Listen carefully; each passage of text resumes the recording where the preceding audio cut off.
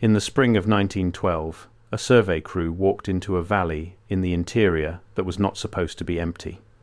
The maps they carried were only a few years old, and every one of them showed the same thing. A town sat in that valley. A church, a grain mill, 4 straight rows of houses, and somewhere close to 300 people living in them. The crew had come to measure the land for a new rail spur, and they expected to be met, fed, and pointed toward the county line. What they found, instead, was a girl. She was maybe 11 years old. She was sitting in the middle of the main road, in the dust, with her hands folded in her lap, and she was completely alone. No church, no mill, no houses. Just flat, swept ground where a town had been, and one child in the center of it who would not make a sound, not when the men called out to her, not when they lifted her onto a horse, not once during the 2 days it took to carry her back to the county seat. The doctors decided she could not speak, but she could write, and the thing she finally wrote down for the sheriff was strange enough, and frightening enough, that the county sealed his report, struck the town's name from its own records, and told every man on that survey crew to never describe the valley to anyone again. This is what we know about the girl, the valley, and the words she left behind. To understand why this frightened grown men so badly, you have to understand how ordinary the town was supposed to be. It appears on a territorial survey from 1898. It appears again on a county tax roll, with names, with lot numbers, with the value of each building written in a clerk's careful hand. There was a schoolhouse. There was a small stone bridge over the creek that ran along the north edge of the settlement. People were born there. People were buried there, in a plot behind the church, and the church itself had been standing, according to the records, for more than 40 years. And then, in the space of a single winter, all of it was gone, not burned, not flooded. The survey crew reported no ash, no debris, no scorched timber, none of the wreckage a fire or a storm leaves behind. The ground where the buildings had stood was described in their own words as swept, as if something enormous had passed a hand flat across the valley and lifted every structure away at the roots. The stone bridge was gone. The foundations were gone. Even the graves behind the church, they claimed, had been smoothed over until the earth lay level. The only thing left standing was the girl. She gave no name. She answered no question. When the men brought her water, she drank it, and when they set food in front of her, she ate, but her eyes stayed fixed on the horizon behind them, on the empty valley, as if she were still watching something the rest of them could not see. One of the surveyors, a man named Pratt, wrote in his field journal that she flinched every time the wind moved through the grass. Not at the men, not at the horses, only at the wind, and only when it came from the direction of the valley. They reached the county seat on the second night, and they took her straight to the office of the sheriff. His name was Elias Crane, and he had held the post for 19 years. He had seen men frozen in the hills, families lost to fever, the ordinary catalogue of hard deaths that a frontier county collects. He was not a man who frightened easily, but the report he later filed, in the sections that survive, describes the child in the language of someone who was afraid. He wrote that she was clean, that after everything, after a vanished town and 2 days on the trail, there was not a mark of dirt on her, not a tear in her dress, and that this bothered him more than anything else he saw that week. He sat her down. He put a pencil and a sheet of paper in front of her, and for a long time she did nothing at all. And before we go further, I need to pause for a second, because what I'm about to tell you gets significantly darker. And I realized a while ago that some of this cannot be fully explained in a video format. The complete reconstruction of the town that was struck from every map after 1912, the girl's note copied line for line, the layout of the buildings she described before they were smoothed away, the sheriff's own report and the exact pages the county later pulled from the record. I put it all into a written document. It's linked below and the QR code is on your screen. Now let's continue. Then, slowly, she began to write. The first thing she put on the page was not words. According to Crane, it was a drawing, a single tall shape, narrow at the base and wider near the top, with rows of small marks along its sides that he took, at first, for windows. He asked her what it was. She did not look up. She drew it again, larger, and this time she pressed so hard the pencil tore through the paper. Then she wrote her first complete sentence, and Crane copied it into his report exactly as it appeared. They took the tall houses first. He asked her who. She wrote nothing. He asked her what the tall houses were. She wrote nothing. He asked where her mother was, where her father was, where all the people had gone, and to every question she gave the same answer, which was no answer, until finally he stopped asking about people at all and asked her instead about the town. And that, for reasons he never understood, was the question that opened her up. She wrote for close to an hour. She described a place that did not match the tax roll. She wrote about buildings that were already old when the town was young, structures the settlers had not built and could not have built, made of a pale stone that held the cold and hummed faintly in the early morning. She wrote that the grown-ups called them the old works, and that children were forbidden to go near them, and that no one in the town could say who had raised them or when. They had simply always been there, half buried at the valley's edge, and the town had grown up in their shadow like weeds around the base of a monument. And then, she wrote, the men came to take them back. Crane noted in the margin that he did not believe a word of it, and that he wrote it all down anyway, because the child's hand did not shake. She was not describing a nightmare. She was describing a place she knew, in the flat, certain way a person describes the street they grew up on. When he asked how old the old works were, she wrote that her grandmother had been forbidden from them as a girl, and her grandmother's grandmother before that, and that the oldest people in town used to say the stone had been standing since before there was a name for the valley at all. The town was 50 years old. The things it was built around were older than memory, and no one had ever thought to ask why. She did not describe the men clearly. Crane pushed her on this, and the more he pushed, the less sense her answers made. She wrote that they came at the end of winter. She wrote that they did not arrive on the road, that no one saw them come, that one morning they were simply present in the valley the way weather is present. She wrote that they were tall, and that they were patient, and that they began at the edge of town with the old works, the pale humming structures, taking them apart, not with tools, but with something she could only describe as a sound. A low sound, she wrote, that you felt in your teeth before you heard it. She wrote that the dogs went quiet first. A full day before the men came, every animal in the valley stopped making noise, the way birds go silent under a hawk. The grown-ups noticed. Some of them packed. But the road out of the valley, she wrote, did not lead anywhere that morning. People who set out on it in the dark came back by noon, confused, insisting they had walked for hours and never left the site of the church. By the time anyone understood that the valley had been closed, the men were already at the edge of town, standing among the old works, and the low sound had begun. The old works went first, then the church, then the mill, the schoolhouse, the stone bridge, the houses, in an order that the girl insisted was not random. She wrote that the men worked outward from the oldest thing to the newest, as if they were unwinding the town in the exact reverse of the way it had been built, peeling back the years one structure at a time. And the people, she wrote, went with the buildings. Not killed, not taken away screaming, simply gone. In the same instant their houses were gone, as though they had never been separate from the walls that held them. She was very clear on that point, and Crane pressed her on it more than once. The people did not run. They did not scream. There was no crowd in the road, no last look back. One moment a house stood with a family inside it, and the next the house was not there, and neither was the family, and the ground was already smooth, as if neither had ever occupied that patch of earth at all. She was in the creek when it happened to her family's house.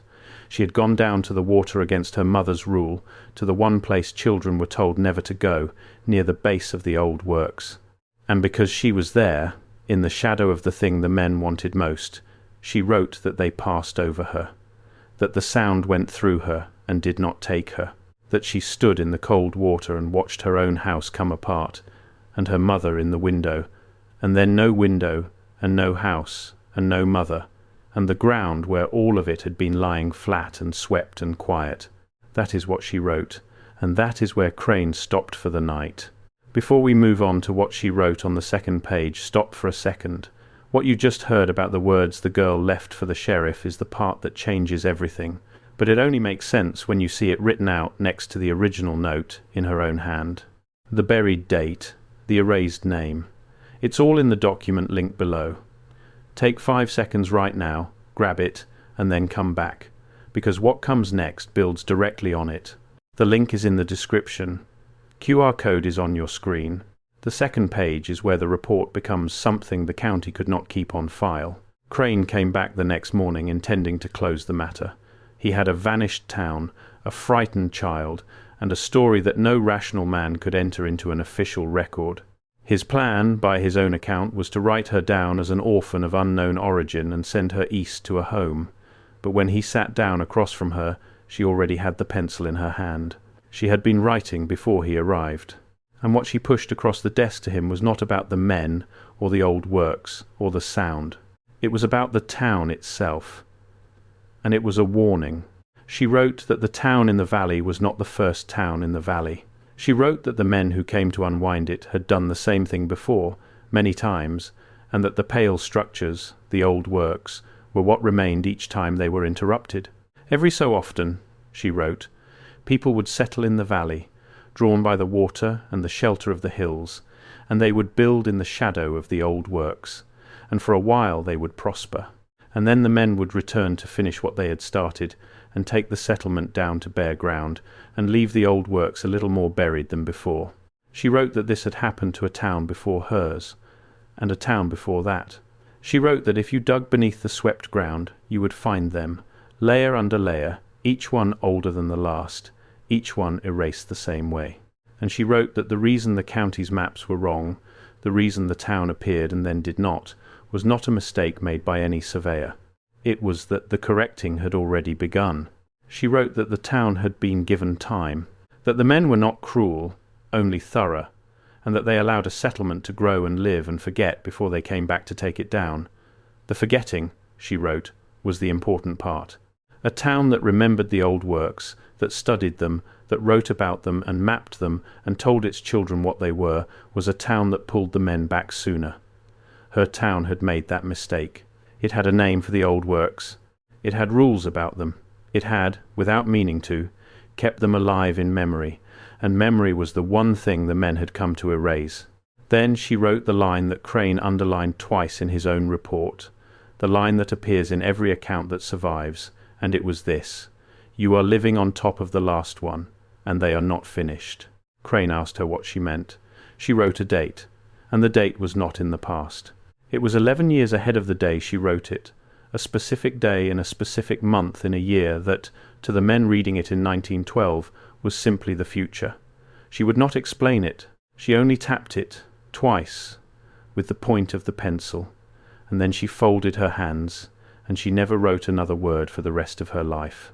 What happened to the report is easier to trace than what happened to the girl. Within a week, the county filed her as an unnamed orphan and sent her to a state institution many miles away, where the records for that year are incomplete. The survey crew was paid, dismissed, and the planned rail spur was quietly rerouted around the valley entirely, adding miles and cost for a reason the railroad's own documents never explain. The town's entry on the tax roll was struck through. The 1898 survey that showed the settlement was pulled from the county's holdings and, as far as anyone has been able to determine, never returned. Sheriff Crane retired the following spring, years earlier than expected, and moved out of the county for good. He left one letter behind, addressed to no one, found among his papers after his death. It said only that he had done what the girl asked, and that he hoped it was enough, and that he was sorry for the ones who would settle there next. And the valley stayed empty. It is still empty. If you go looking for it today with the name the girl used, you will not find it on any map, because that name, on any official document, no longer exists. Now, there are ordinary explanations for pieces of this. A town can fail and be abandoned. Records can be lost. A frightened child can invent a story to make sense of a fire, a flood, a family that simply left her behind. Every part of this can be argued away on its own, but it is the pattern that has kept people digging into the story for more than 100 years.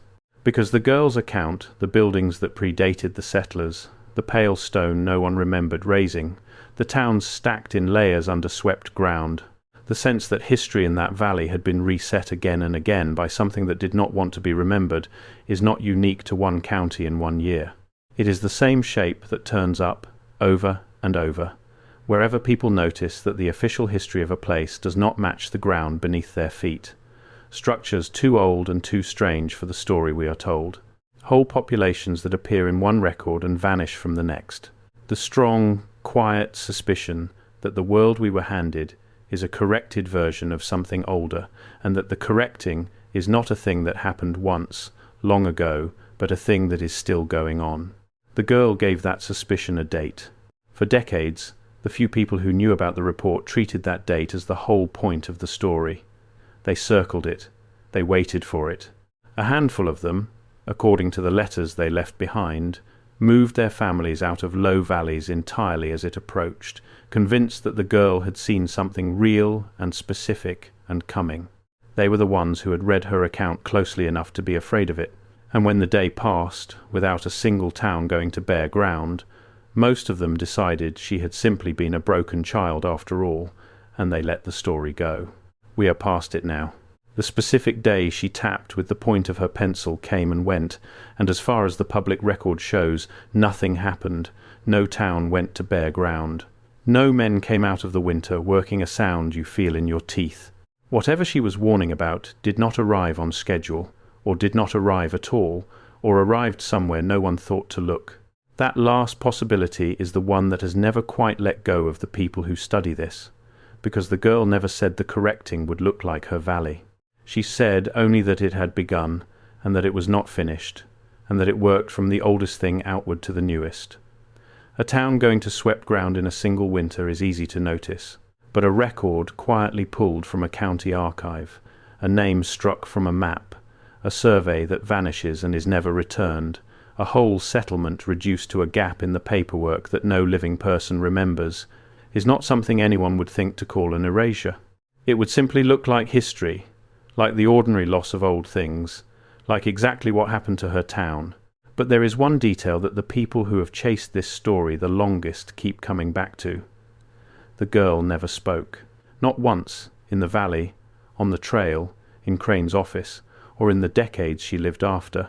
She wrote exactly what she needed to write, and then she stopped, completely, for the rest of her life. And the men who read her final page always assumed her silence was damage, the mark of a child who had seen too much.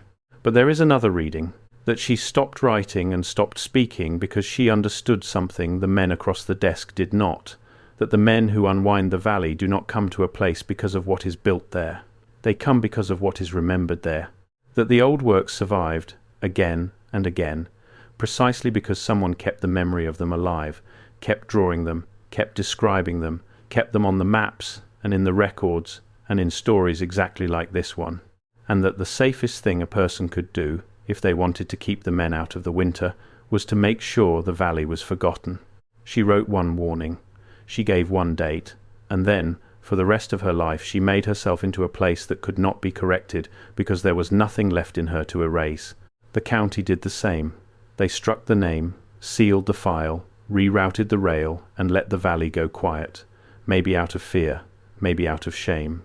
Or maybe because, somewhere in that sealed report, the girl told them exactly what remembering costs. So now you know what the survey crew found, what the girl drew, what she wrote on both pages, and the date she left for men who would all be dead before it came. The rest of the reconstruction, the full note, the sheriff's sealed report, and the pages the county pulled, is in the document linked below.